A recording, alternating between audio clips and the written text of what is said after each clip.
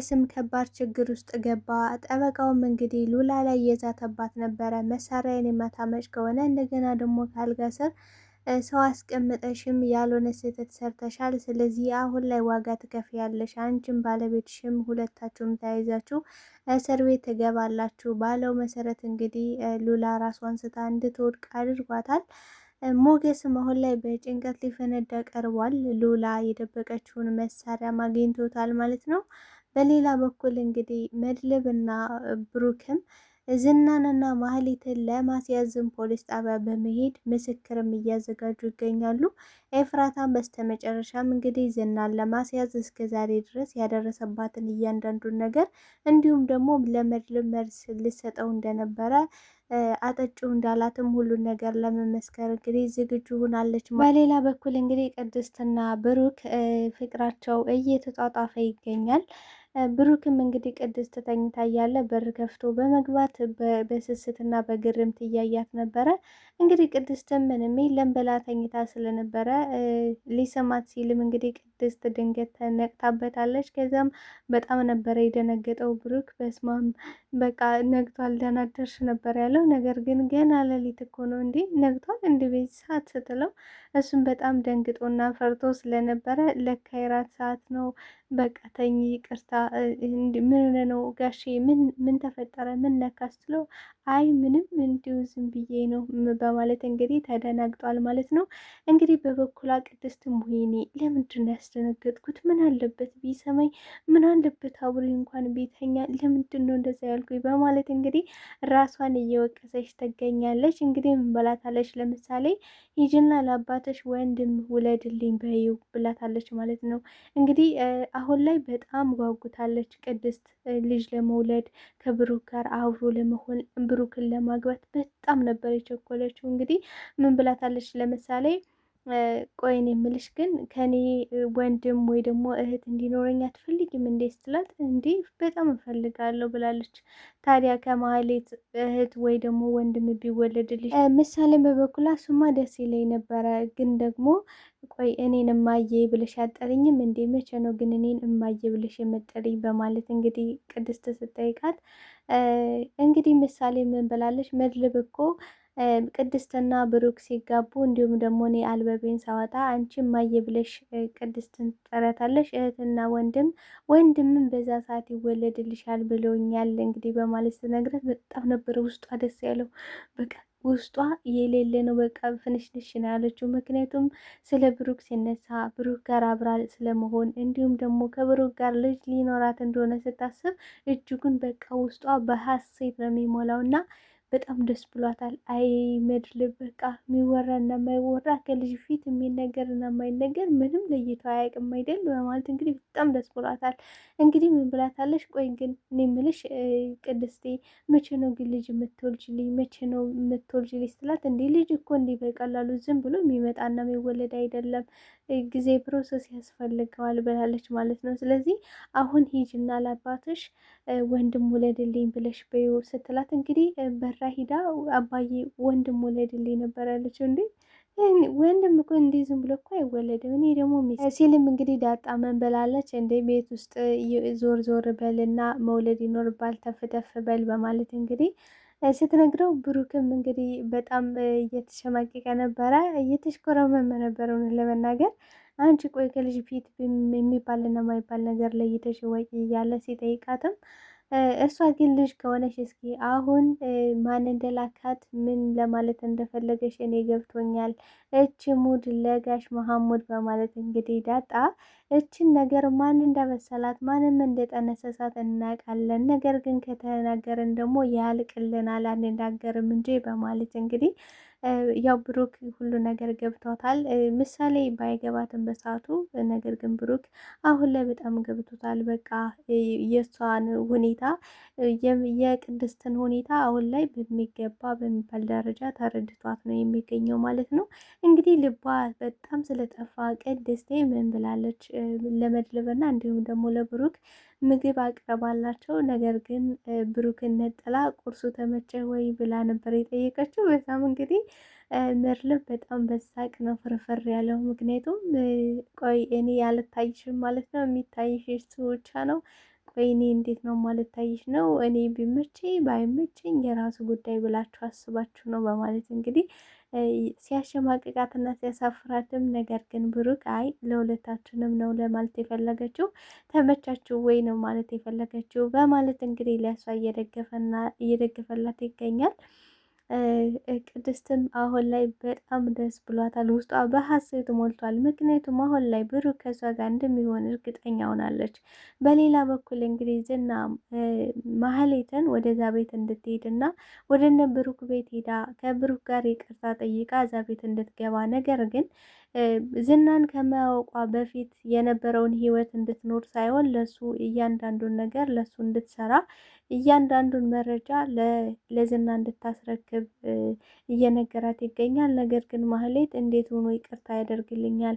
ያን ሁሉ ነገር አድርጌው አሁን ላይ ይቅርታ እንዴት ሊለኝ ይችላል? ስላት ስትልም እንግዲህ ዝና ምን ብሏታል? እንዲያውም ብሩክ ጥሩ ልብ ስላለው ነው እንጂ እኔ በሆን ኑሮ ሴት አርጌ ነበረ ምገልሽ። ምክንያቱም ምን ብላለች እንግዲህ ማህሌት ብዙ ነገር በድላኛለች ብሎ ነው የሚያስበው ብላ ተናግራ ነበረ። እንግዲህ ዝና ራሱ ምስክር ሆኗል። ምክንያቱም ቆይ አንቺ አልበደልኩትም አላስቀየምኩትም ብለሽ ነው እንደ የምታስቢው? ከጀርባው እኮ የወጋሽው አንቺ ነሽ። በእርግጥም ብሩክ በራሱ ጊዜና በራሱ ስራ ነው እንደዛ እንዲታሰር እንዲደበደብ እያንዳንዱ ችግር እንዲደርስበት የሆነው በራሱ ድርቅና ነው። እኛን አልሰማም። አሁንም ደግሞ በሰቀቃን ነው የሚኖረው በማለት እንግዲህ ለማህሌት እየነገራት ነበረ። እንግዲህ የፍራታም ማህሌትን ከቤት አባረራታለች። ካባረረቻትም በኋላ አሁን ላይ ማህሌት ውጭ ላይ ስለወጣች ዝናን ይዤብሽ እመጣለሁ ስላለቻት አሁን ላይ በሰቀቃን በፍርሃት ተውጣ ነው የምትገኘው ማለት ነው። ዝናም እንግዲህ ሉላን የምትመስል ቆንጅዬ ሴት አስሮ ያስቀመጣትን ምን ብሏታል ለማህሌት? ማህሌት እንግዲህ ፍራታ ካባረረቻት በኋላ ማደሪያ የለኝም በማለት እንግዲህ ዝናን ስታስቸግረው፣ ዝናም ደግሞ ያገታትን ልጅ እንድታመቻችለት ወደ ራሱ ክፍል እንድታመጣት እና ከእሱ ጋር አብራ እንድታድር እንድታሳምንላት፣ እሱም ደግሞ ጠቀም ያለ ገንዘብ እንደሚሰጣት ነግሯት ነበረ ማለት ነው። በዚህ መሀል እንግዲህ ምን ብላታለች ለልጅቷ? አስጠፋሻለሁ፣ ከዚህ ቤት አስወጣሻለሁ፣ ስለዚህ እኔ ልታምኚኝ ይገባል ብላታለች ማለት ነው።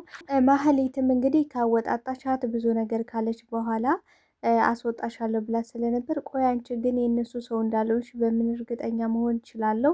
እንዴትስ ነው የማምንሽ? ስትላት ልታምኚኝ ይገባል፣ አሁን የመጣሁት ራሱ ማደሪያ ስለሌለኝ እህቴ አባራኝ ነው ብላታለች ማለት ነው። የምር ግን ጥሩ ሰው ከሆንሽ እህትሽ ለምን አባረረችሽ? በማለት በጥያቄ ስታፋጥጣት፣ እሷ ግን እኔ አንቺን ቢያደርገኝ ኑሮ ዝና ወዶኝ ከዝና ጋር አብሬ ነበረ የማድረው፣ እኔን እኮ ስለማይፈልገኝ እንጂ ከእሱ ጋር መሆን በጣም ነበር የምፈልገው፣ በጣም ነው የምመኘው። ነገር ግን አንቺ ይህን እድል አግኝተሽ እንኳን መቀበል አትፈልጊም። እድል ምናምን በሚባል ነገር ለምን ታምኛለሽ? እያለች እንግዲህ የመከረቻት ነበረ። ነገር ግን ልጅቷ ከእሱ ጋር አድሬ ገላይን ከማቋሽሽ እድሜ ልኬን በሲቃይና እንዲሁም ደግሞ በረሃብ ሞት ይሻለኛል እያለች ትገኛለች። ነገር ግን ገላ እኮ በሳሙና ተጣጥበሽ ይለቅሻል። ስለዚህ ድህነት ግን መቼ ሆኖንም ሲከተልሽ ይኖራል ስትላት፣ እኔ የምፈልገው ከዚህ ቤት ነፃ መውጣት ብቻ ነው። ሌላ ምንም የምፈልገው ነገር የለኝም። እሱም ሀብት ንብረቱን ይዞ ገደል መግባት ይችላል። እኔ የምፈልገው በድህነት ያራቆትኳቸው ቤተሰቦችን እንግዲህ ቤተሰቦቼ እኔ ከዚህ በመሆኔ ያለ የሌለ ሀብት ንብረታቸውን እንግዲህ ሽጠው ነው ለዝና እየከፈሉ የነበሩት። ስለዚህ አሁን እኔ ከዚህ እስረኛ ሆኜ መኖር አልፈልግም። የምፈልገው እንደ ማንኛውም ሰው አረብ ሀገር ሄጄ ቤተሰቦችን መጦር ነው።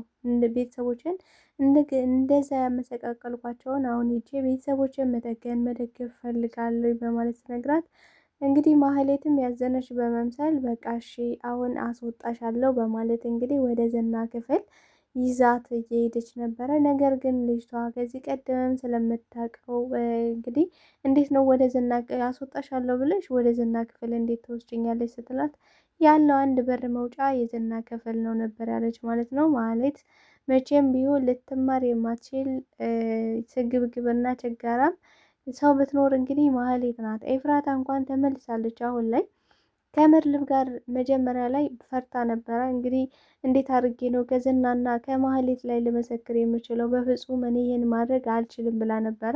ነገር ግን መድብል እኔ ልታምኘኝ ይገባል። እስከ እድሜ ልካችን በሰቀቃን መኖር የለብንም። ስለዚህ እነዚህ እስር ቤት ሲገቡ ማየት አትፈልጊም? እህትሽ ነፃ እንድትወጣ አትፈልጊም?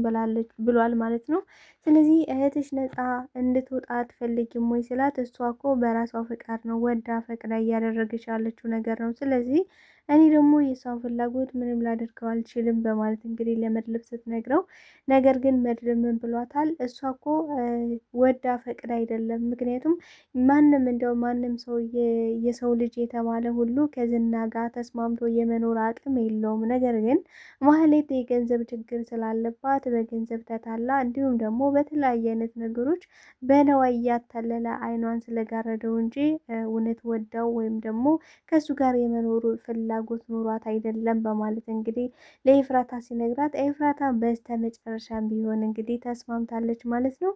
እንግዲህ ጠበቃው ለሉላ በመደወል መሳሪያን እንድታመጭ ይፈልጋለሁ፣ ከእንደገና ደግሞ ማንም ጎረምሳ ካልጋሽ ስር አስቀምጠሽ እኔን ጠራሽ፣ እያንዳንዱን ነገር ዋጋ ትከፍያለሽ። አሁን ደግሞ መሳሪያን እንድትመልሽልኝ ይፈልጋለሁ። ያ መሳሪያ ደግሞ በመንግስት ወዶ ፈቅዶ ይሰጠኝ በመንግስት የተመዘገበ ነው። ስለዚህ ህጋዊ ስለሆነ እንድትመልሽ ይፈልጋለሁ በማለት ሲጠይቃትም፣ እሷ ግን ጥለኸው ነው የሄድከው፣ ስለዚህ መተህ መውሰድ ትችላለህ ብላለች ማለት ነው። እንግዲህ ከዛ በፊት እንደነገርኳችሁ በባለፈው ክፍል ላይ እንግዲህ ዳጣና እንዲሁም ደግሞ ደላላውም አልጋ ስር ላይ ሆነው ስለነበረ መሳሪያው ሲተኮስም እንግዲህ ሳያስበው ነበረ ደላላው የተኮሰው። ነገር ግን እግሬን አውጪኝ ብሎ ጥሎ ነበረ የሄደው ማለት ነው ጠበቃው። እውነት እንደዚህ አይነት ጠበቃ ወራዳ አይቼ አላቅም። ምክንያቱም ህግን እየጠቀሰ ነገር ግን ህግ የሚሽር ህግ ለሱ ትክክል እንደገና ለሌላው ደግሞ ስህተት የሚሆንበት አድርጎ የሚያስብ እንደዚህ አይነት የሰገጡ ሰዎች አይጠፉም እና እውነት በጣም ነው የሚያሳፍረው። እንደዚህ አይነት ጠበቃ አይቼ አላቅም። ሞገስም እንግዲህ መሳሪያውን ምንድነው የሚቆረቁረኝ በማለት እንግዲህ መሳሪያውን አግኝቶታል ማለት ነው ትራሱ ላይ። ስለዚህ የማን ነው ምንድን ነው እያለ በጥያቄ ሉላን ሲያፋጠጣት፣ ሉላ ግን ምንም እንደማታውቅና የማንም የሰው እንደሆነ እየተናገረች ትገኛለች። ነገር ግን የሰው ቢሆንም እውነታውን ሀቁን ልትነግሪኝ ይገባል። ምክንያቱም እኔ አንቺን አልጠረጥርሽም፣ በቃ አምንሻለሁ። ነገር ግን አሁን ላይ የማላቃት ሰው እየሆንሽብኝ ነው። ይህን መሳሪያ ወስጄ በማን ስም እንደተመዘገበ የማን እንደሆነ ሁሉንም ነገር ፖሊስ ጣቢያ ሄጄ አረጋግጣለሁ ሲላት፣ እሷ ግን አይ ተረጋጋ እባክህ፣ ሁሉንም ነገር እነግርሃለሁ፣ ነገር ግን ልተረጋጋ ይገባል በማለት ላይ እያለች ነበር። እንግዲህ ጠበቃው ደውሎላት ስለነበረ የሚያስፈራራ ዛቻ ነገሮች ስለነበሩ ናና ውሰድ ብለው ስለነበረ እንግዲህ ወደ ቤት መጧል። ቤት ሲመጣም እንግዲህ በር ከፍታ ስትወጣ ያላሰበችው እጅግም ያልጠበቀችው ራሷን ስታ እንድትወድቅ የሚያደርግ መድኃኒት ነበረ የረጫት ማለት ነው። እውነት በጣም ነው የሚያሳዝነው። እንደዚህ አይነት አሳፋሪ ጠበቃ በዛውም የህግ ባለሙያ ነኝ የሚል ሰው እንደዚህ ማድረጉ እጅግ በጣም ቀይ መስመር ነው የሄደው ማለት ነው። በጣም ነው አሳፋሪ ነው። እንግዲህ ሞገስም በጣም ነበር የደነገጠው። ቆይ እንዴት ነው ይሄ ሊሆን የቻለው?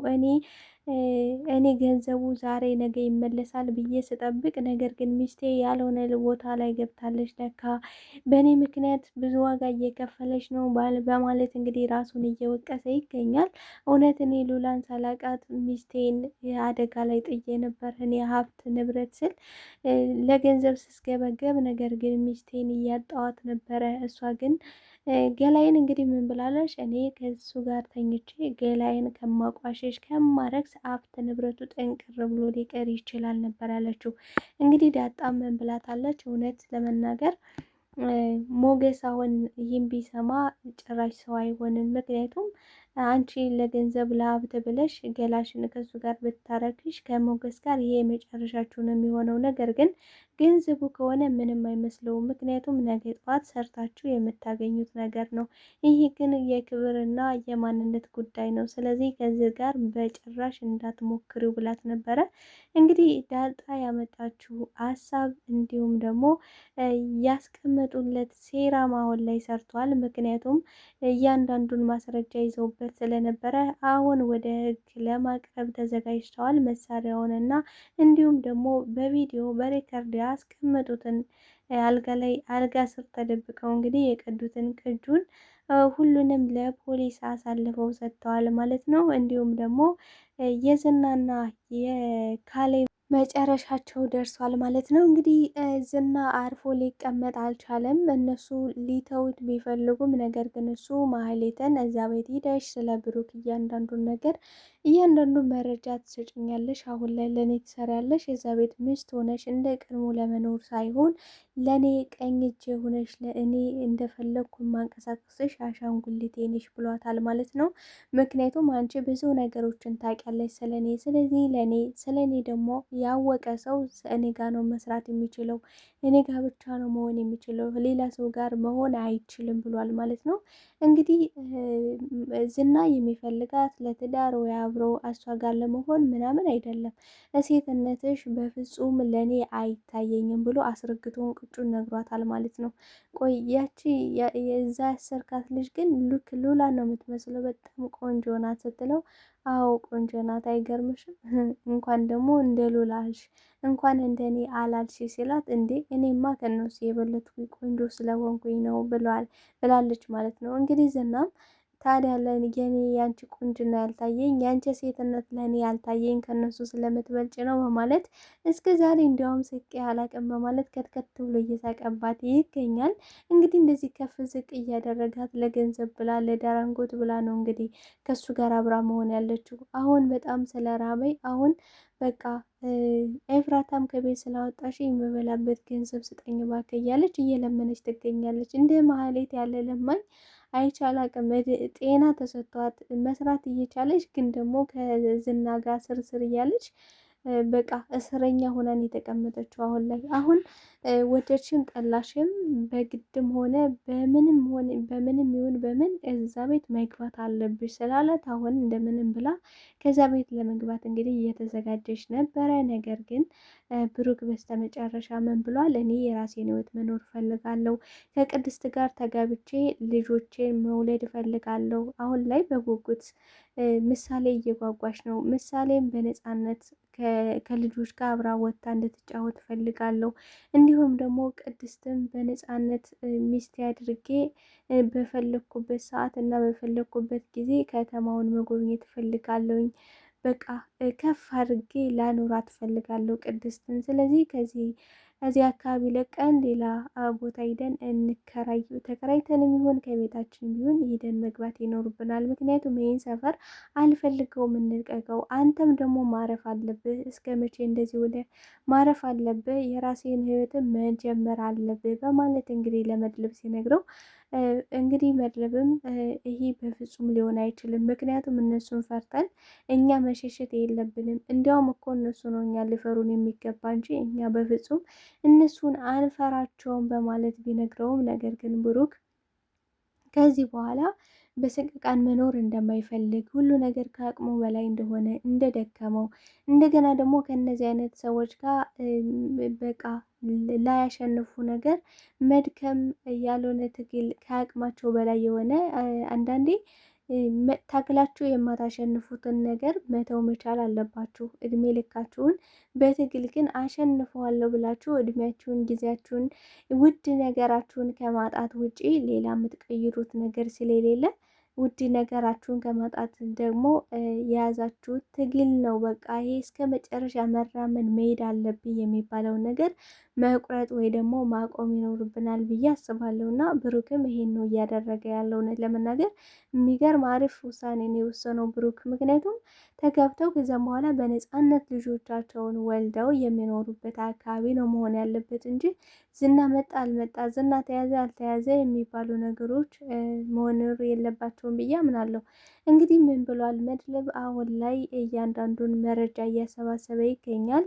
አሁን የሞገስ ነገር ወደኋላ ቢጎታቸውም ነገር ግን ዝናና እንዲሁም ደግሞ ካሌብ ሞሲ የተባለውን ወንጀለኛ እያንዳንዱን እስከዛሬ የሰሩትን መረጃ በማሰባሰብ ያገቷቸው ልጆች እንደገና ደግሞ ብሩክን ምሳሌን ጨምሮ እንዲሁም ደግሞ የመድብል የልብ ወዳጁን ጨምሮ ኤፍራታንም እነዚህን ሁሉ ለምስክርነት እናቀርባለን፣ ስለዚህ እኛ እናሸንፋለን በማለት ፖሊስ ጣቢያ ሂደው ሁሉንም ነገር ለፖሊስ እያንዳንዱን ነገር አሳልፈው ሰጥተዋል ማለት ነው። እንግዲህ በቀጣይ ፓርት ካሌብና ዝና ተይዘው እጃቸው በካቴና ታስሮ ወደ እስር ቤት እንደሚሄዱ ሙሉ እርግጠኛ ነኝ። ደግሞም ያ ይሆናል ብዬ አምናለሁኝ ማለት ነው። እንግዲህ በስተመጨረሻ ማህሌትን ነፃ ለማውጣት እየፈለገች ነው ኤፍራታ። እንግዲህ ምን ብሏታል? ቃል ገብቶላታል። ኤፍራታን ምን ብሏታል? እህትሽንም ከዝና ነፃ እናወጣታለን፣ ነፃ ማውጣትም አለብን፣ ምክንያቱም እሷ ሳትወድም ተገዳ ነው ይህን እያደረገች ያለሽው፣ ስለዚህ እኛ ደግሞ እሷን ማዳን ይኖርብናል ብሏታል ማለት ነው። እንግዲህ ሉላም ከባድ ነገር ውስጥ ነው የገባሽው። ራሷን ስታ እንግዲህ ሆስፒታል ገብታለች ሉላ። ሞገስም እንግዲህ በጣም ተጨንቆ ተጠቦ ነው የሚገኘው ይህንም መድረብ ሲሰማ፣ እንዲሁም ደግሞ ብሩክም በጣም ነበረ ያዘነው። ምክንያቱም ይሄ ሁሉ ነገር የተፈጠረበት ወንድሜ በእኔ ምክንያት ነው። እኔ እንደዚህ ባላደርገው ኖሮ ከዚህ በፊት እንግዲህ ሉላን አሳልፌ ሰጠው ለዝና እና ብዙ ችግርና መከራ በእኔ ምክንያት ደርሶባቸዋል በማለት ራሳቸውን እየወቀሱ ይገኛሉ። ሉላም እንግዲህ በቀጣይ ፓርት ሆስፒታል ገብታለች። ደህና ሁና እንደምትወጣ ተስፋ እናደርጋለን። አሁን ላይ ነገሮች ጥሩ እየሄዱ ይመስላል። የዝናና እንዲሁም ደግሞ የካሌብ ሙዚሳ መጨረሻቸው ከታወቀ የጠበቃው ጉዳይ በጣም ተራና ቀላል ነገር ነው። ምክንያቱም ብዙ አይነት መረጃዎችን ስለያዙበት ማለት ነው። በቀጣይ ፓርት እንግዲህ ሁሉም ወንጀለኞች እጃቸው በካቴና ታስሮ ወደ እስር ቤት እንደሚወረወሩ ሙሉ ተስፋ አለኝ ማለት ነው። ተወዳጆች ለዛሬ ይዤላችሁ የመጣሁት ይህን ይመስል ነበረ። ምሳሌ ድራማ ክፍል 112 ይህን ይመስል ነበረ። በቀጣይ ፓርት እስከምንገናኝ መልካም ጊዜ መልካም ቆይታ ይሆንላችሁ። ታዲያ ተወዳጆች ላይክ ሸር እያደረጋችሁ እንድታበረታቱኝ በአክብሮት ጠይቃችኋለሁ። አብራችሁኝ ስለነበረን ቆይታ እጅግ አድርጌ አመሰግናለሁ። ባይ ባይ ተወዳጆች።